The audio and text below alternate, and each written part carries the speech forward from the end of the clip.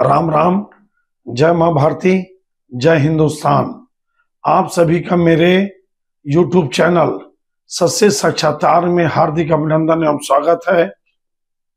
आप सबसे निवेदन है कि कृपया आप सब जिस प्रकार से मेरा समर्थन सहयोग दे रहे हैं, आगे भी मेरे इस YouTube चैनल को सहयोग और समर्थन दीजिएगा और सब्सक्राइब भी करते रहिएगा और अपने जितने चिर परिचित रिश्तेदार नातेदार हैं उनको भी व्हाट्सएप ग्रुप में भेजकर सब्सक्राइब करने के लिए मेरी तरफ से निवेदन करिएगा।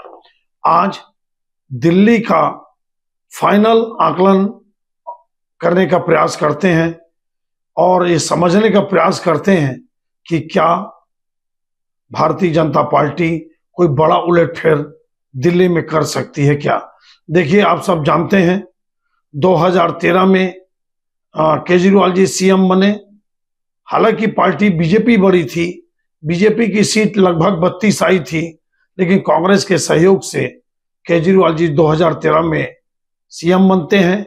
फिर 2015 में बनते हैं अपने दम पे 67 सीट लाकर और 2020 में 62 सीट लाकर केजरीवाल जी की आम आदमी पार्टी सरकार बनाती है। केजरीवाल जी सीएम बनते हैं। भारतीय जनता पार्टी 2015 में 3 सीट थी और अभी 2020 में 8 सीट थी। लेकिन इन 11 साल 12 साल की सरकार में निश्चित रूप से आम आदमी पार्टी को बहुत सारे थपेड़े पड़े, बहुत सारे झटके लगे। केजरीवाल जी का शराब घोटाला में जेल चल देना, मनीष सिसोदिया का लंबे समय तक जेल में जाना, कई नेताओं का सत्येंद्र जैन जैसे लोगों का जेल में जाना, और उसके अलावा अभी देखिए आप 8 एमएलए जो अभी तक एमएलए थे अब तो पूर्व हो जाएंगे, इनका बीजेपी में जाना, बड़े बड़े दलित नेताओं का जैसे गौतम जी का, पाल जी का और भी बड़े बड़े दलित नेताओं का भारतीय जनता पार्टी प्रवेश करना। और कांग्रेस का देखिए 2015 में, 13 में, 15 में और 20 में कांग्रेस कभी लड़ी नहीं चुनाव। वो हमेशा ये चाहती थी कि बीजेपी को दूर रखा जाए और वो आम आदमी पार्टी की सरकार परोक्ष या परोक्ष रूप से बनवाने में सहयोग करती थी। लेकिन आपको मैं पूरे दावे के साथ बोल सकता हूं कि कांग्रेस बहुत अच्छा चुनाव लड़ रही है। अभी आपको मैं बताता हूं कौन कितनी सीट पाएगी। लेकिन राहुल गांधी जी की एक बात मेरे को समझ में नहीं आई। बोलते हैं कि केजरीवाल जी शराब घोटाला किए, केजरीवाल जी शीश महल बनाए, केजरीवाल जी लूट किए दिल्ली में। तो मेरे को बताइए फिर लोकसभा चुनाव मिलके क्यों लड़े? भाई शराब घोटाला तो लोकसभा के पहले का था, शीश महल तो लोकसभा के पहले का था, भ्रष्टाचार तो लोकसभा के पहले का था। राहुल गांधी जी की यही दुविधा लोगों को समझ में नहीं आती और हमको भी समझ में नहीं आती। लेकिन आपको मैं बता दूं 30% पूर्वांचल, 17-18% दलित, आपका 13-14% मुस्लिम, आपका 19% पंजाबी, ये जो 10% उत्तराखंड के लोग, ये जबरदस्त बटे हुए हैं।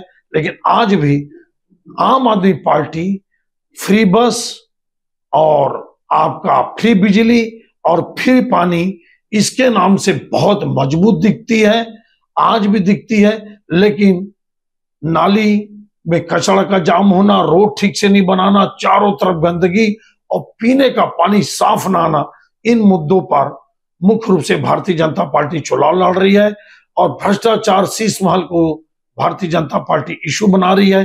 पिछले 2020 में लगभग 10 ऐसी सीटें थी जिसमें भारतीय जनता पार्टी 700, 800, 1200, 2000, 3000, 7000 वोटों से हारी 10 सीट। और कुछ ऐसे सीटें थी जिसमें ज्यादा बहुत लंबे से हारी। इस बार मेरे को लगता है कि 3-4 सीटों पे कांग्रेस ट्रैंगल फाइट दे रही है।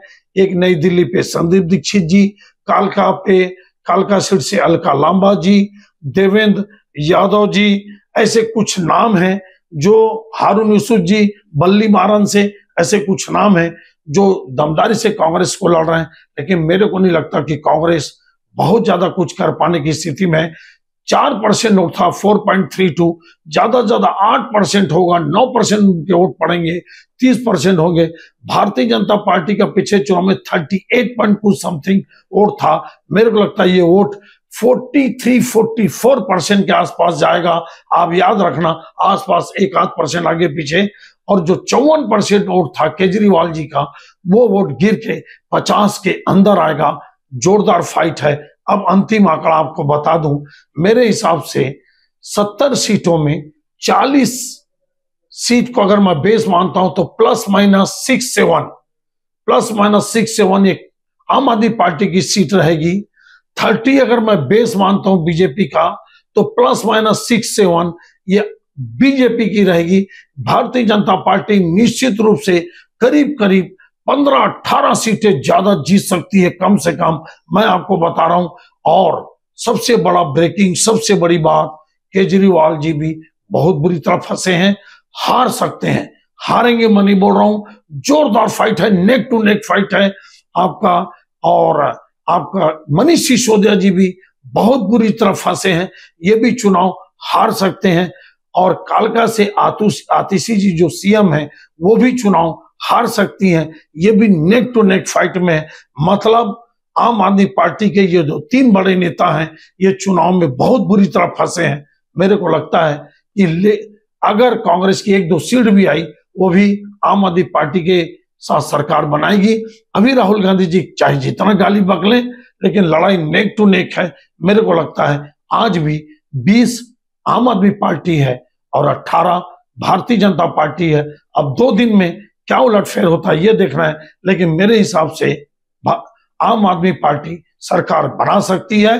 भारतीय जनता पार्टी की सीटें 7-8 सीटें शायद कम हो सकती हैं आम आदमी पार्टी से, लेकिन जबरदस्त गेन होगा परसेंटेज ऑफ वोट में भी और सीट में। अब रिजल्ट के दिन देखते हैं कि मेरा ये आकलन, ये मेरा विश्लेषण, ये मेरी समीक्षा कितनी सटीक बैठती है। ये सिर्फ अनुमान है, ये मेरा राजनीतिक कैलकुलेशन है, ये रिजल्ट नहीं है। अनुमान और आकलन गलत साबित हो सकते हैं, लेकिन ये 8 तारीख को ही पता चलेगा। ये विश्लेषण, ये आकलन आपको कैसा लगा, आप जरूर कमेंट्स करके बताइए। और मेरे चैनल को समर्थन, लाइक, शेयर और सब्सक्राइब करते रहिए। और दिल्ली में आपके जितने भी परिचित हैं या देश में जितने भी परिचित हैं, सभी व्हाट्सएप ग्रुप में शेयर करिए। धन्यवाद। जय हिंद, जय छत्तीसगढ़।